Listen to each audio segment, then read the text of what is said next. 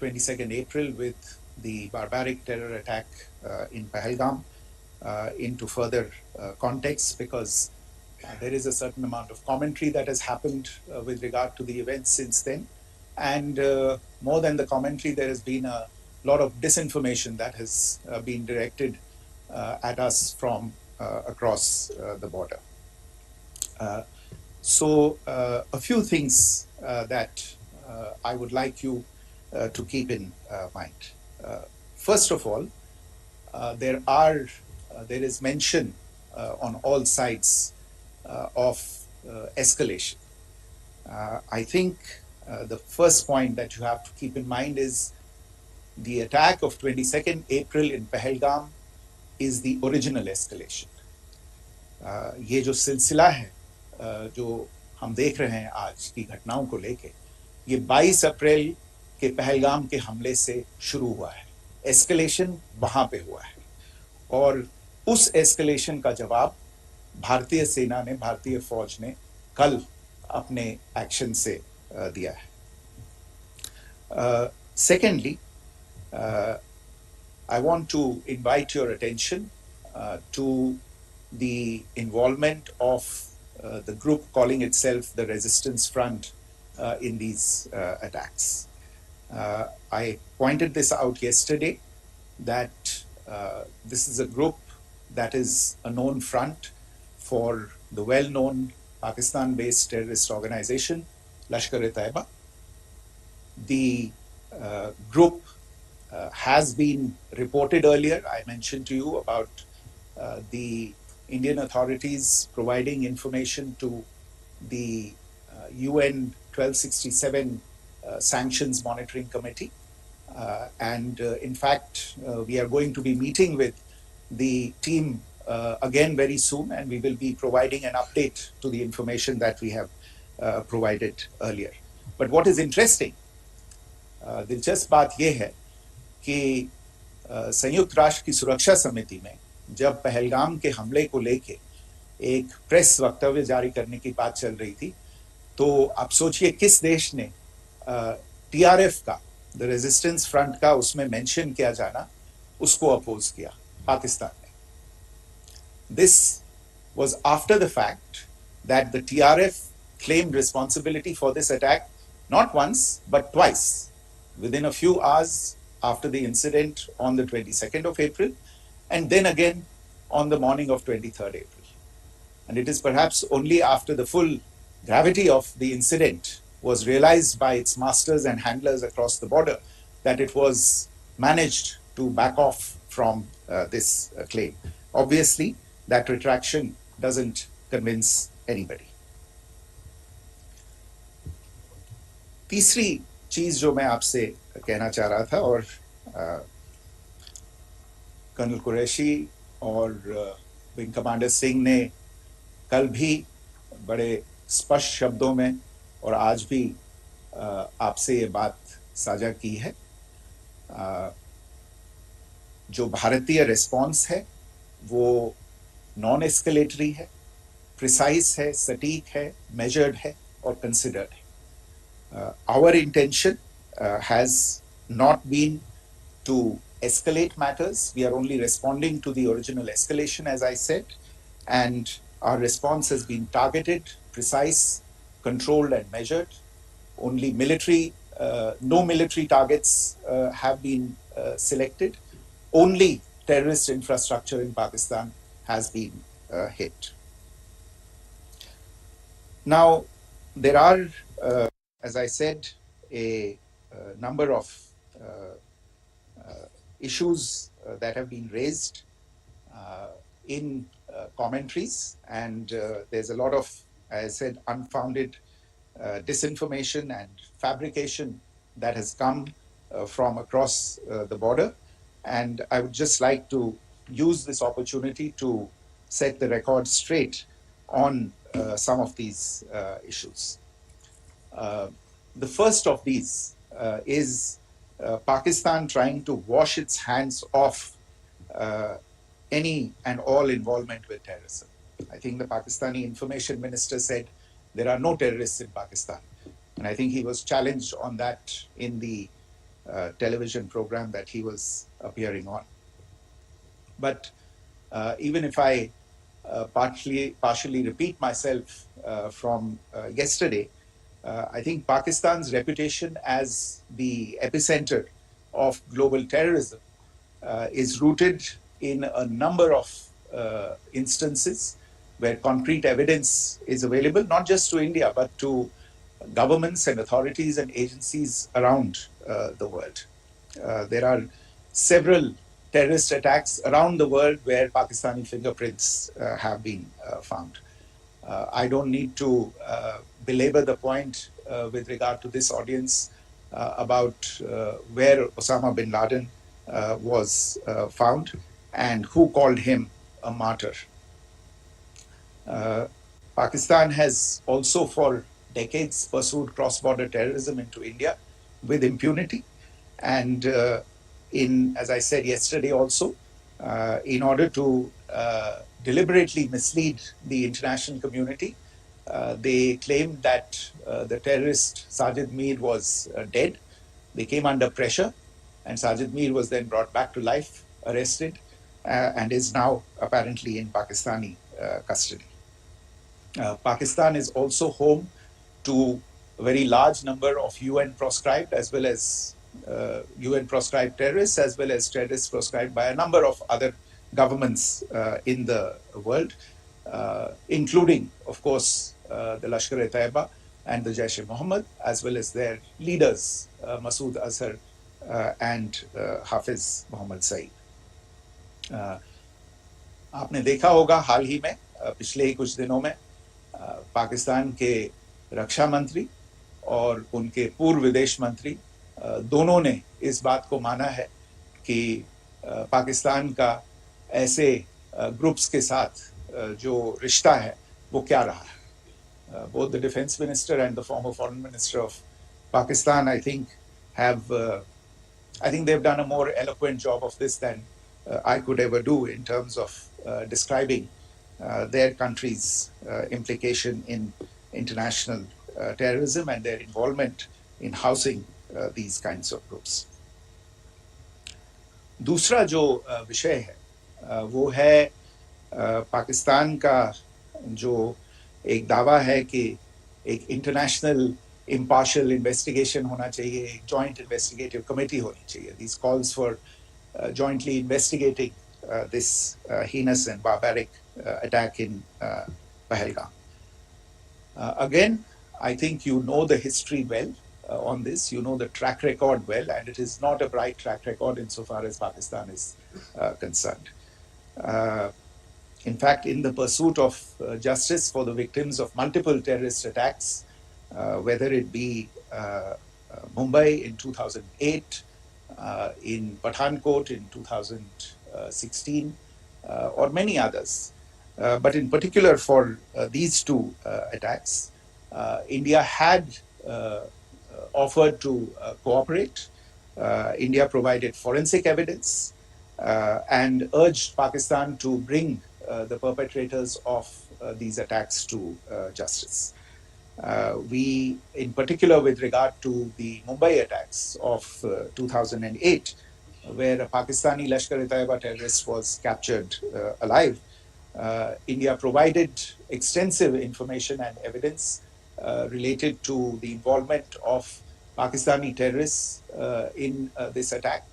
Cases were registered, but you are all aware that these cases have not progressed, despite the formation of judicial teams, etc. And Pakistan has consistently stonewalled all efforts to move the investigation along.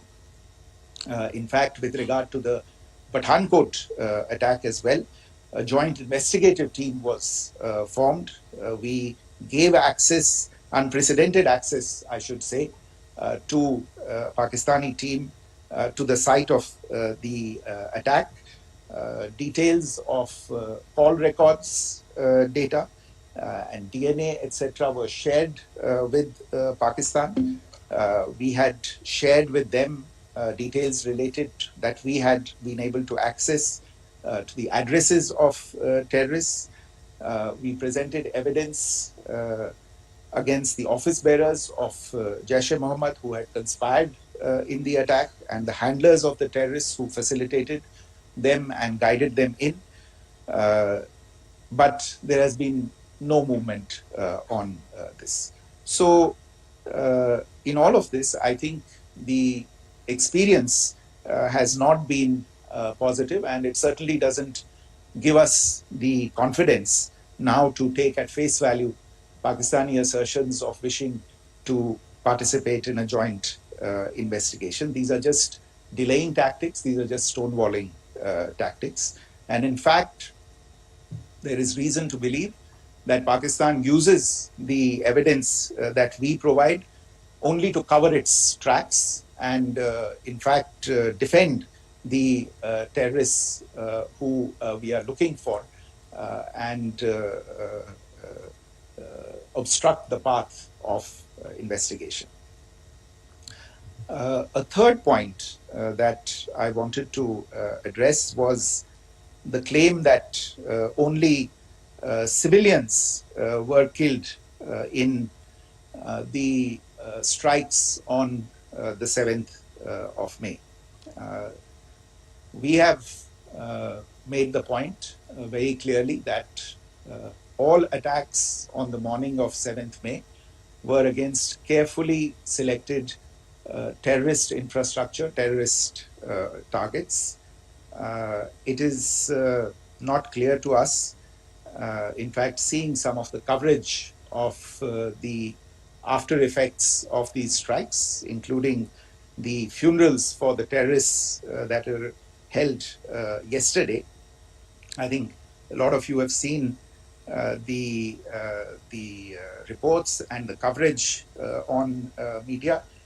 If only civilians, if any civilians were killed in these attacks, I wonder what message this picture actually sends to all of you. This is a question that is worth asking.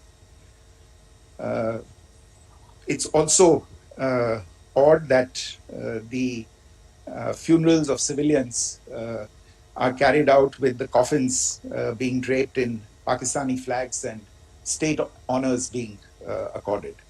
As far as we are concerned, the individuals eliminated at these facilities were terrorists. Giving terrorist state funerals may be a practice in Pakistan. Doesn't seem to make much sense to us. Pakistan has also claimed that India deliberately attacked religious sites. This is completely false again. I have made it clear that the targets were terrorist infrastructure, terrorist facilities, and locations connected clearly with incidents of cross-border terrorism into India. And it is in fact Pakistan that is misusing religious sites as a cover to in fact radicalize, direct and indoctrinate and train terrorists. In fact, contrary to what Pakistan is claiming, yesterday Pakistan launched a targeted attack on the Sikh community in the state of Jammu and Kashmir, hitting Gurdwara in Poonch and the homes of Sikh community members, which came under attack. And we know that at least 3 individuals were killed in that particular attack. Pakistan is also making attempts to, in fact, just to add to this point, the retaliatory action that Pakistan has taken, in fact, is impacting civilians. I showed you the picture of the Gurdwara and the Sikh community members who were killed in this. There are other civilians also who've been killed and injured in these attacks. In fact, since yesterday morning, a total of 16 civilians have been killed and 59 others have been injured in the attacks by Pakistan. Not only this, Pakistan is also making attempts as part of its disinformation campaign to paint our action with regard to cross-border terrorism uh, through the communal angle. If that is the issue, then I think I can do no better than to cite or point you in the direction of the Pakistan Army Chief's speech of 16 April 2025. I think that is the last word in communal rhetoric. And in the Pahalgam attack itself, you are aware of the kind of religious profiling that was done there. And perhaps there is a linkage between these two events. I can only say that these nefarious designs will not be allowed to succeed in India. And it is to be noted that people from all faiths, all religions, all regions in India have unequivocally, not just in India but around the world, have condemned these attacks. The Pakistani claims of now responding to India's strikes of the 7th of May. As I said right at the outset, it is India which is responding. The original escalation was by Pakistan on the 22nd of April. We are the ones who are responding to that escalation with the action that was taken yesterday morning. And again, I would like to emphasize that the action was restrained. It was directed towards non-civilian, non-military targets and confined to terrorist camps. And again, as we have been saying since yesterday, any further action by Pakistan, some of which we are seeing today, is nothing but escalation by Pakistan now, once again, and will be responded to and is being responded to appropriately. One point that I wanted to also address was the allegations to the targeting of a dam, the Neelam Jhelum project in Pakistan-occupied Kashmir. I want to say that this is an absolute and complete fabrication and a blatant lie. India has targeted only and only terrorist infrastructure, and the details of that terrorist infrastructure, together with the locations, were shared with you yesterday by Colonel Qureshi and Wing Commander Singh. I should note that if this kind of a claim is a pretext for targeting Indian infrastructure of a similar nature, Pakistan will be entirely responsible for the consequences that will undoubtedly follow. Finally, I want to address some issues that have been raised related to the Indus Waters Treaty and the disinformation that has been raised in regard to that as well. The fact is that there have been fundamental changes in the circumstances in which the Indus Waters Treaty was concluded, and they called for a reassessment of the obligations under the treaty. Over the last year and a half to 2 years, India has been in communication with the government of Pakistan. We've sent several notices to them requesting for negotiations to discuss modification of the treaty. India has for 6+ decades now honored the treaty, even during periods when Pakistan imposed multiple wars on us, and even when relations were adversarial. Pakistan is the one that has been acting in violation of the treaty, deliberately creating legal roadblocks in India exercising its legitimate rights on the western rivers. Any projects that India sought to build on the eastern rivers, and even on the western rivers, which we are allowed to by the treaty, were always challenged by Pakistan, thereby hampering our rights to utilize our legitimate waters under the treaty. In fact, if you see, the preamble of the treaty itself states that the treaty was concluded in a spirit of goodwill and friendship. Mark those words, concluded in a spirit of goodwill and friendship. ये भारत का धैर्य और भारत की सहनशीलता है जो 65 साल से हम इतनी प्रोवोकेशन के बावजूद इस ट्रीटी को निभा रहे हैं. However, as has been made clear earlier as well, Pakistan has not responded to our requests to enter into negotiations for a reassessment of the obligations under the treaty. A number of conditions have changed. This is a treaty that was based on the engineering techniques of the 50s and the 60s. We are living through the first quarter of the 21st century. Technological changes and technological advancements have to be taken into account. There are demographic changes. There are climate changes that have taken place. There is the imperative of clean energy. And of course, the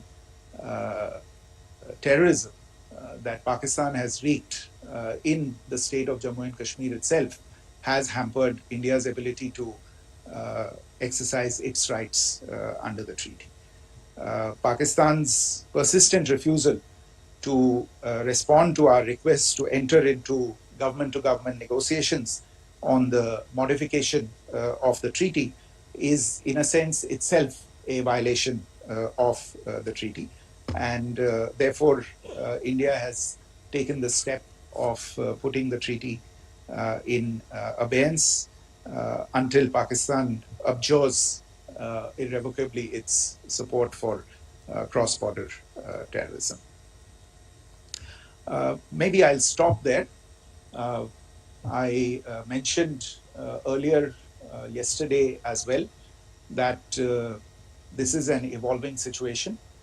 I would therefore ask all of you to be considerate and restrained. It will not be possible for us or my colleagues from the armed forces to share operational details at this point in time. Beyond that, if you have any questions, may I have time for only a few, and I'll try to answer those questions. Okay, I give the floor to Rishabh.